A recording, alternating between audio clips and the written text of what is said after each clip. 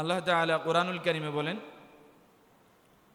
ইন্না ইদ্দাতাশ শুহুরি ইনদাল্লাহি ইসনা আশারা শাহরান ফি কিতাবিল্লাহি ইয়াওমা খালাকাস সামাওয়াতি ওয়াল আরদ মিনহা আরবাআতুন হুরুম যালিকাদ দীনুল কাইয়্যিম فلا تظلموا فيهن أنفسكم জোরে বলেন আল্লাহু আকবার। আল্লাহ তাআলা কুরআনুল কারীমে ইরশাদ করেন, আসমান এবং জমিন আল্লাহ সৃষ্টি করার পর থেকে নিশ্চয় পৃথিবীর সূচনা লগ্ন থেকে 12 মাস সমান 1 বছর। 12 মাস সমান কয় বছর? 1 বছর। আল্লাহ বলেন ওই 12 মাসের মধ্যে 4টি মাস হারাম। ইন্না ইদ্দাতাশ শুহুরি ইনদাল্লাহি ইসনা আশারা শাহরান ফি কিতাবিল্লাহি ইয়াওমা খালাকাস সামাওয়াতি ওয়াল আরদা মিনহা আরবাআতুন হুরুম। সেখান থেকে 4টি মাস হচ্ছে হুরুম, হারাম 4টি মাস। 3টি মাস ধারাবাহিক, আর 1টি মাস রমজান পূর্ববর্তী 1 মাস আগে। রজব, শাবান, রমাদান, শাবানের আগের মাস রজব মাস। আর ধারাবাহিক 3টি মাস হলো যিলকদ, যিলহজ, মুহররম। ধারাবাহিকভাবে 3টি মাস আমরা পেলাম।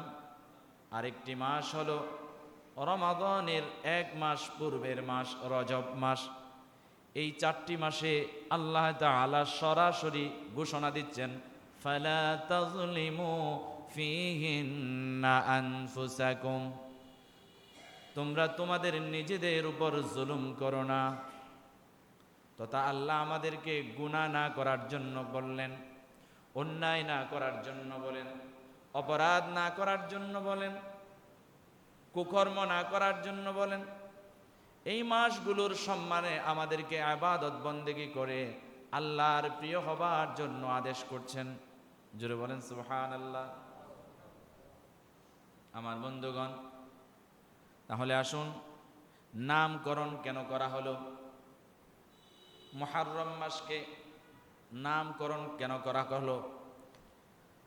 মুহররম মাসকে এই নামে অভিহিত করার কারণ হচ্ছে এটি একটি হারাম মাস, পবিত্র মাস, আল্লাহর নিষিদ্ধকৃত মাস। এজন্যই আল্লাহ সুবহানাহু ওয়া তাআলা প্যারা হাবিব সাল্লাল্লাহু আলাইহি ওয়াসাল্লাম বলেন, এটাকে হারাম মাসে নামকরণ করা হয়েছে। সুবহানাল্লাহ। এবার আসুন, মুহররম মাসে আমাদের কিছু আমল আছে। মুহররম মাস আমরা রোজা রাখব, যেহেতু মুহররম মাসে আল্লাহ রাসূল সাল্লাল্লাহু আলাইহি ওয়াসাল্লাম রোজা রেখেছেন। এমনকি আল্লাহ রাসূল এবং সাহাবায়ে কিরাম রিদওয়ানুল্লাহি তাআলা আলাইহিম আজমাইন এই 4টি হারাম মাসের যে কোনো একটিতে, ধরেন রজব মাস ওই হারামে, কিংবা এই ধারাবাহিক 3 মাস হারাম মাসে, মোট এই 4টি মাসে ব্যবসা বাণিজ্য থাকলে দূরে গিয়ে যদি বাণিজ্য করে সেখান থেকে সবাই ফিরে আসতো। সুবহানাল্লাহ। সাহাবায়ে কিরাম রিদওয়ানুল্লাহি তাআলা আলাইহিম আজমাইন ওনারাও ফিরে আসতেন, যাতে করে বেশি বেশি ইবাদত বন্দেগী করা যায়, গুনাহ থেকে বেঁচে থাকা যায় এবং নিবৃত্তে, নির্জনে, গোপনে বেশি বেশি আল্লাহকে ডাকা যায়। সুবহানাল্লাহ। আমার বন্ধুগণ, মুহররম মাসে কিছু মানুষ আছে আশুরার দিন কিংবা এই মাসকে কেন্দ্র করে কিছু অন্যায় করে থাকে, যেগুলো আল্লাহ রাসূল নিষিদ্ধ করেছেন। মাতম করে, হাই হুসাইন করে করে নিজের গায়ে আঘাত করে, রক্ত ঝরায়, এগুলোর সাথে ইসলামের, কোরআনের, হাদিসের, রসুলের, সুন্নার সাথে একদম সাংঘর্ষিক, কোনো মিল নাই আমলের সাথে। এগুলো করা যাবে না। এমনকি নিজের মা বাবা পর্যন্ত মরে গেলে 3 দিনের বেশি শোক পালন করা নাজায়েজ। সেখানে হুসাইন রাদিয়াল্লাহু তাআলা আনহু কারবালায় শহীদ হয়েছেন। শহীদ হওয়ার কারণ টেনে এনে মাতম করে, তজিয়া করে, নিজের গায়ে রক্ত ঝরায়, এগুলো হারাম এবং হারাম। প্রিয় হাজরিন, রাসূলুল্লাহ সাল্লাল্লাহু আলাইহি ওয়াসাল্লাম যখন হিজরত করে মদিনায় যায়, সেখানে রাসূলুল্লাহ সাল্লাল্লাহু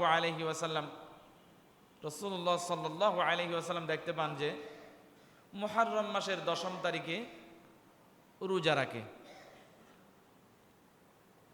এখন রাসূলুল্লাহ সাল্লাল্লাহু আলাইহি ওয়াসাল্লাম জিজ্ঞাসা করেন যে তোমরা এই রোজাটা কেন রাখো? বলে যে এই রোজা হযরত মূসা আলাইহিস সালাম তদানীন্তন সময়ে বনি ইসরাইল কাফের সম্প্রদায় থেকে, ইহুদীদের থেকে আল্লাহ সুবহানাহু ওয়া তাআলা মূসা আলাইহিস সালামকে পরিত্রাণ দিয়েছিলেন।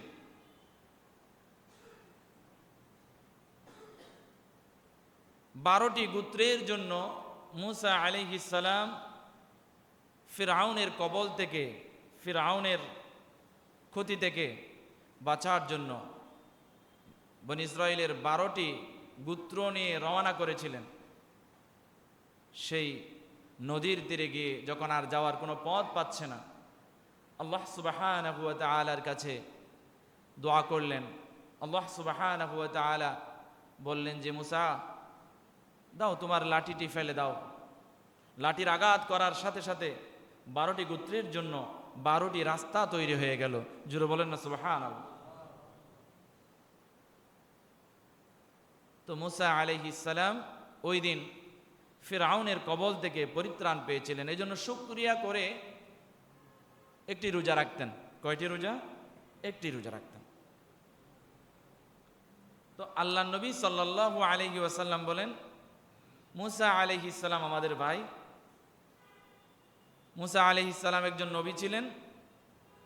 সেই সূত্র ধরে আমরা বেশি অগ্রাধিকার রাখি, আমাদের বেশি হক, এই রোজাটা আমরাই রাখবো। রাসূল সাল্লাল্লাহু আলাইহি ওয়াসাল্লামও রাখলেন, ওনারাও রাখেন। আল্লাহ রাসূল বলেছিলেন যে তবে আগামী বছর থেকে, পরবর্তী বছর থেকে তোমরা 2টি করে রোজা রাখবে, অর্থাৎ আমরা 2টি করে রোজা রাখবো। সুবহানাল্লাহ বলেন। কেন? এই রোজাটা মুহররম মাসের 10ম তারিখে ইহুদিরাও রাখে, যেন ইহুদিদের সাথে আমাদের আমলের মিল না থাকে। 10 তারিখ, 11 তারিখ, অথবা 9 তারিখ, 10 তারিখ, এভাবে 2টা করে রোজা রাখতে হবে, যেন ইহুদিদের সাথে আমাদের আমলের কোনো মিল পাওয়া না যায়। সুবহানাল্লাহ বলেন। আল্লাহ রাসূল সাল্লাল্লাহু আলাইহি ওয়াসাল্লাম কি পরিমাণ চিন্তা করেছেন দেখেন, যে এখন আমাদের চুলের ডিজাইনের সাথে, আমাদের গায়ের কাপড়ের সাথে, আমাদের খাবার দাবারের সাথে, আমাদের আমলের সাথে প্রায় ইহুদি খ্রিস্টানদের মিল পাওয়া যায়। জোরে বলেন নাউজুবিল্লাহ। গত জুমায় তো আমি বিশ্বকাপ ফুটবল খেলার প্রায় 6টি ক্ষতি নিয়ে আলোচনা করেছিলাম। তন্মধ্যে একটি হাদিস বলেছি, মান তাশাব্বাহা বিকওমিন ফাহুয়া মিনহুম। যে যার সাথে মিলে যাবে সে তার সাথে হাসর নাসর হবে। ইহুদিদের আমলের সাথে যদি আপনার আমল মিলে যায়, ইহুদিদের পোশাকের সাথে যদি আপনার পোশাক মিলে, ইহুদিদের দাড়ির স্টাইলে যদি আপনার দাড়ির স্টাইল মিলে, ইহুদিদের চুলের কাটিং নিয়ে যদি আপনার চুলের কাটিং মিলে, কাজে কর্মে যদি তাদেরকে অনুকরণ করা হয়, তাহলে তাদের সাথেই আপনার জাহান্নামে যাওয়া লাগবে। জোরে বলেন নাউজুবিল্লাহ। এজন্য প্রিয় হাজরিন, আমরা মুহররমের রোজা রাখবো। আল্লাহ রাসূল সাল্লাল্লাহু আলাইহি ওয়াসাল্লাম হাদিস শরীফে বলেন, রমজানের পরে আল্লাহর কাছে সবচাইতে প্রিয় মাস, সবচাইতে প্রিয় রোজার মাস হলো মুহররমের মাস। সুবহানাল্লাহ বলেন। কাজে এই মাসে বেশি বেশি রোজা রাখবেন। আল্লাহ রাসূল সাল্লাল্লাহু আলাইহি ওয়াসাল্লাম মুহররম মাসের 10ম তারিখে আশুরার রোজার ফজিলত বর্ণনা করতে গিয়ে আল্লাহ রাসূল সাল্লাল্লাহু আলাইহি ওয়াসাল্লাম বলেন, আমি আশাবাদী যে আশুরার রোজা যারা রাখবে পূর্ববর্তী 1 বছরের গুনার কাফারা হয়ে যাবে। সুবহানাল্লাহ। পূর্ববর্তী 1 বছরের গুনাহ আল্লাহ মাফ করে দেবে। সুবহানাল্লাহ। কাজে প্রিয় হাজরিন, আমরা আল্লাহর এই হারাম মাস, নিষিদ্ধ মাস, সম্মানিত মাসকে আমরা একটু গুরুত্ব দিই। আমরা এই মাসকে বেশি বেশি গুরুত্ব দিয়ে এই মাসের সাথে আমাদের সাথে এমনভাবে মেলাই যেন আমাদের মাঝে এবং এই মাসের মাঝে শুধু আমল আর আমল। আল্লাহ তৌফিক দান করুন বলি আমি।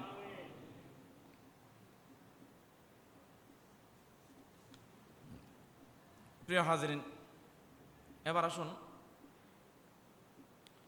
আশুরার, মুহররম মাসের 10ম দিনকে আশুরা কেন বলা হয়? আশুরার নামকরণের কারণ,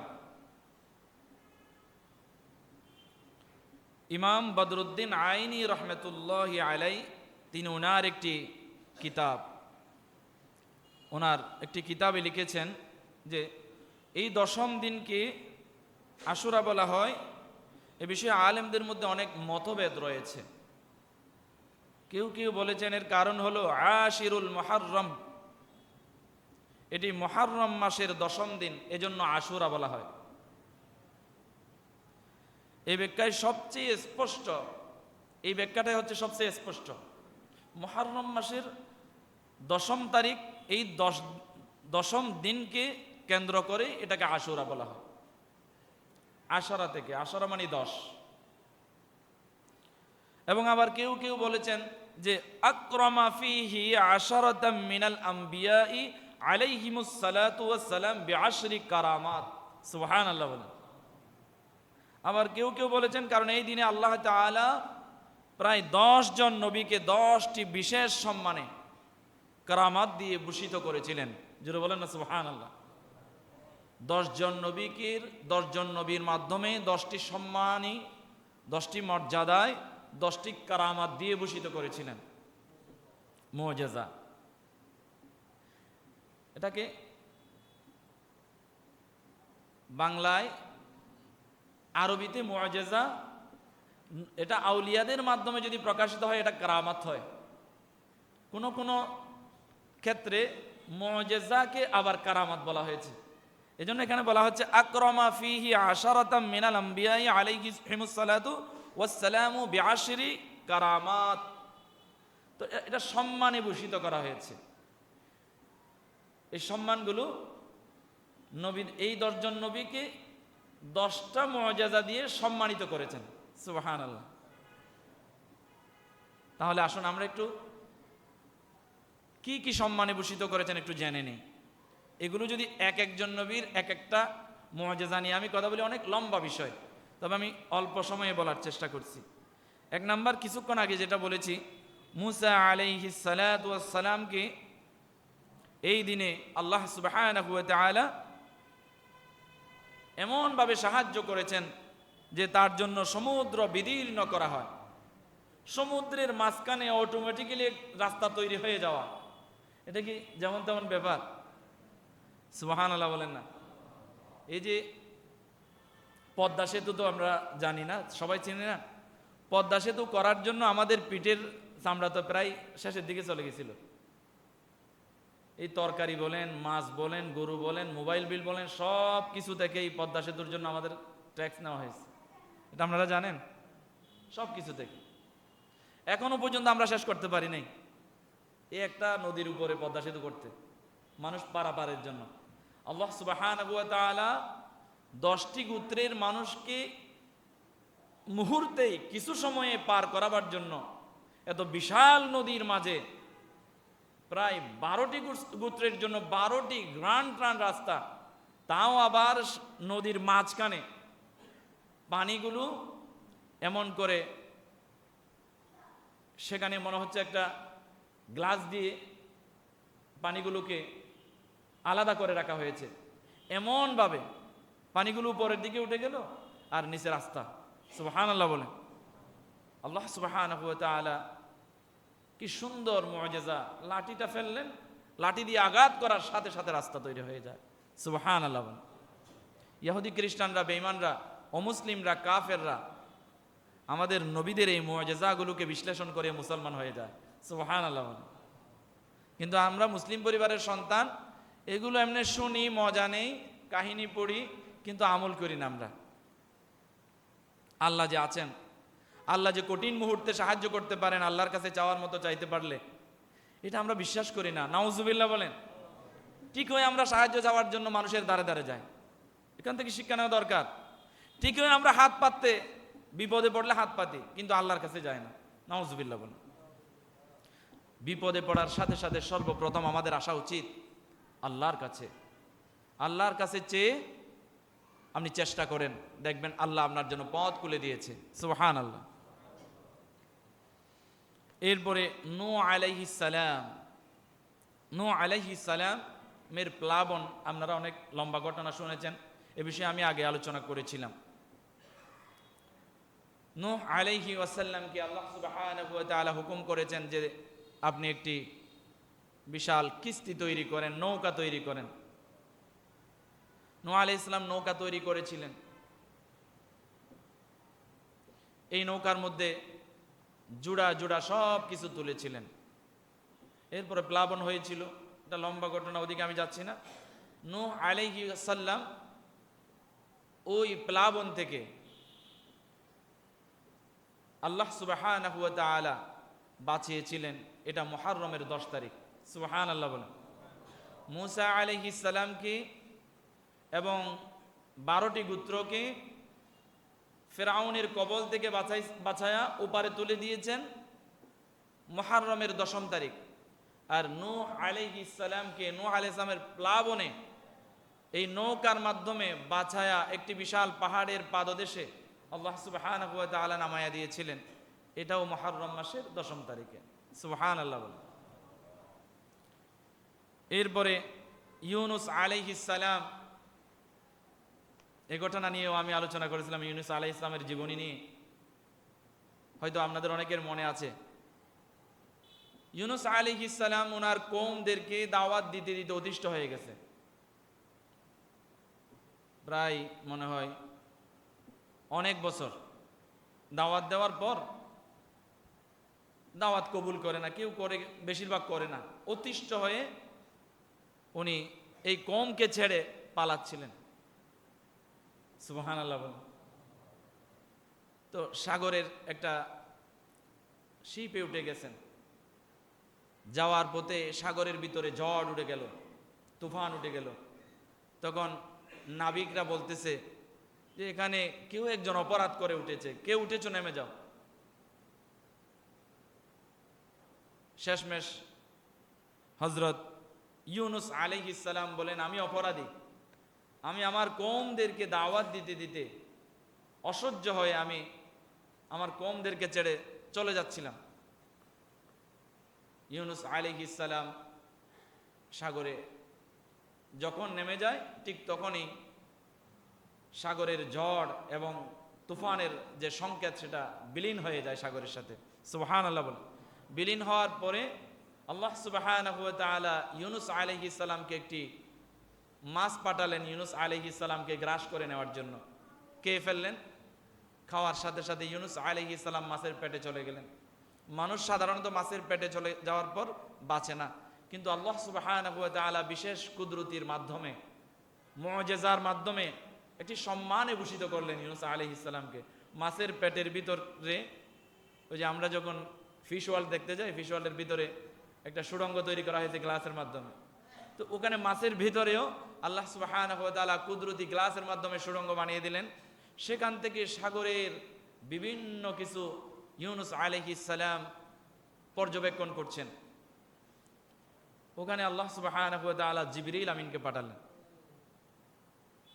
জিবরিল আমিনকে পাঠায়া জিবরিল আমিনকে জিজ্ঞাসা করেন যে আমি তো মাছের পেটে ঢুকলাম, আল্লাহ সুবহানাহু ওয়া তাআলা আমাকে বিশেষ কায়দায় এখানে বাঁচাইয়া রাখছে, ও জিবরিল তুমি কেমনে মাছের পেটের ভিতরে আসলা? সুবহানাল্লাহ বলেন।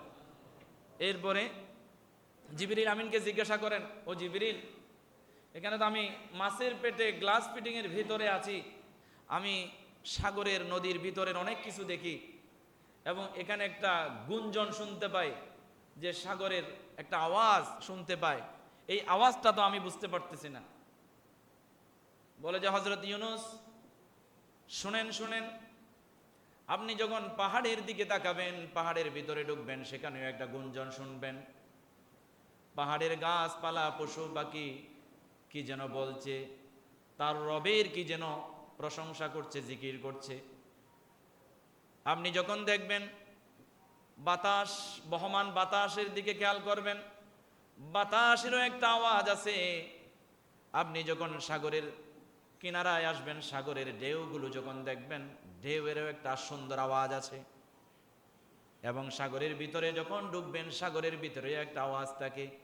এই আওয়াজ, এই কলকল শব্দ, এই শব্দগুলো সাধারণ কোনো শব্দ নয়। মাছ, পানি, সাগরের ঢেউ, মানুষ যেমন আল্লাহর জিকির করে, পাহাড়ের প্রাণীরা, পাহাড়ের গাছপালারা যেমন, তরুলতারা যেমন আল্লাহর জিকির করে, সাগরের ভিতরে থাকা মাছ এবং পানি, সাগরের ঢেউ সবাই আল্লাহর জিকির করে। কাজে আপনি ইউনূস আলাইহিস সালাম, আপনিও জিকির শুরু করে দেন, আল্লাহ যেন আপনাকে এই কঠিন মুসিবত থেকে বাঁচায়া দেয়।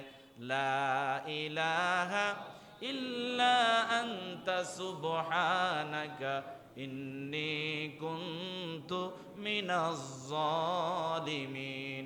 আবার পড়ে, লা ইলাহা ইল্লা আনতা সুবহানাকা ইন্নী কুনতু মিনাজ জালিমিন।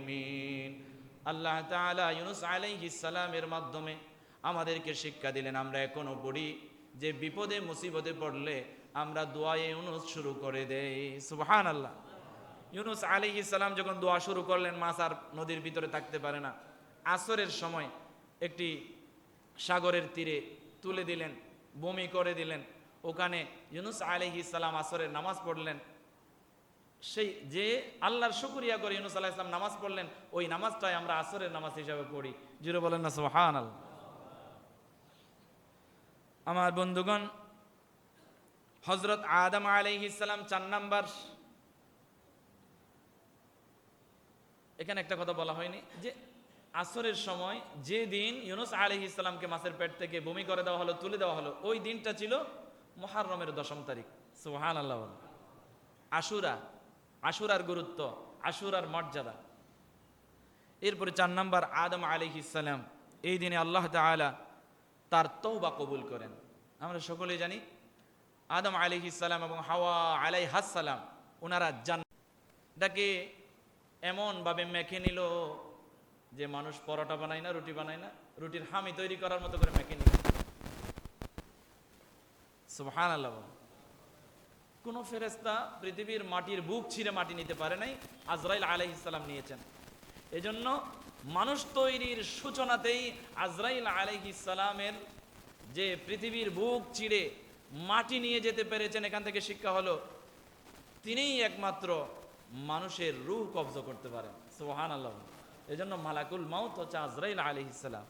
উনি পৃথিবীর মাটির বুক চিড়ে আল্লাহর কাছে আদম সন্তানকে তৈরি, আদম আলাইহিস সালামকে সৃষ্টি করার জন্য, বানানোর জন্য আল্লাহর কাছে মাটি নিয়ে গিয়েছিলেন। কিন্তু মাটির কান্না শুনে, মাটির বুক ছিঁড়ে যখন মাটি নেয়, মাটির কান্না শুনে অন্যান্য ফেরেশতারা পালায়া যায়, আল্লাহর কাছে বলে, আল্লাহ আমার দ্বারা সম্ভব না।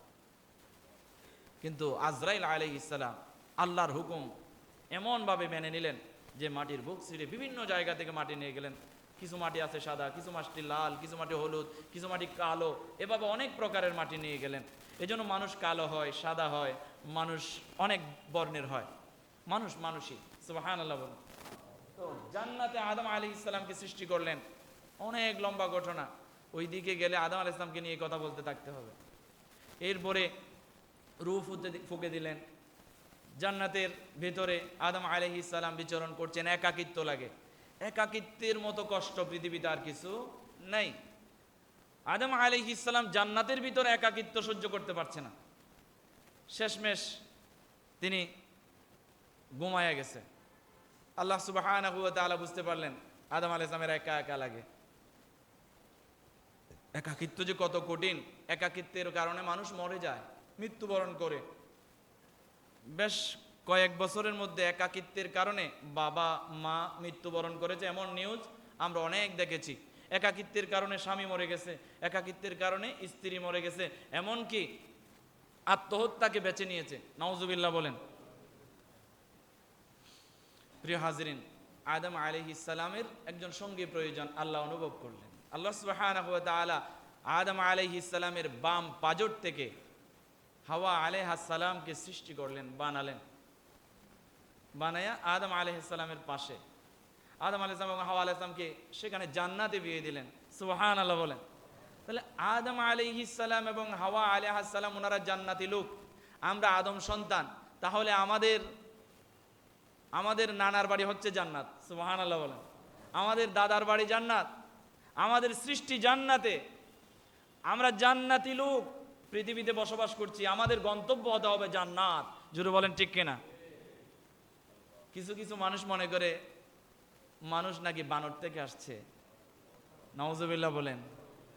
আবার ভারতের কিছু লোক বলে হনুমান থেকে আসছে।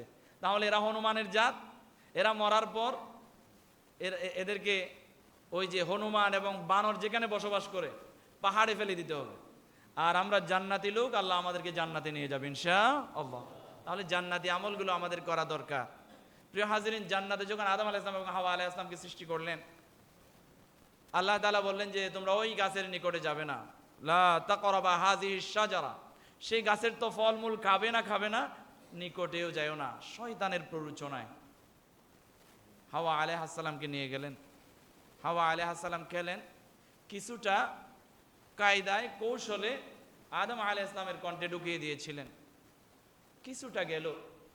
এখন ওই গাছের ফল খাওয়ার কারণে, নিষিদ্ধ গাছের ফল খাওয়ার কারণে, ফলের রস খাওয়ার কারণে দুনিয়াবি হাজত শুরু হয়ে গেল। যেহেতু জান্নাতে সব আছে কিন্তু বাথরুম নাই, এখন বাথরুমের হাজত যখন শুরু হবে জান্নাতে আর থাকা যাবে না।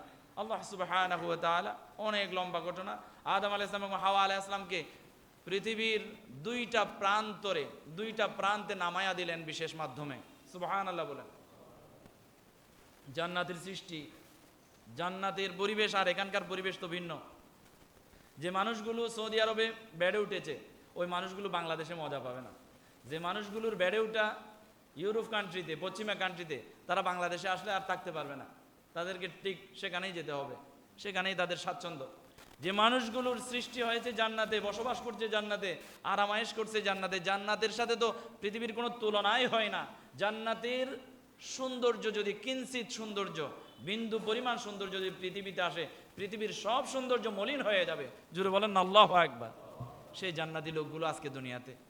এখন আল্লাহর কাছে দোয়া করে, দোয়া শিখিয়ে দিয়েছে আল্লাহ, রব্বানা যালামনা আনফুসানা ওয়া ইল্লাম তাগফির লানা ওয়া তারহামনা লানাকুনান্না মিনাল খাসিরিন।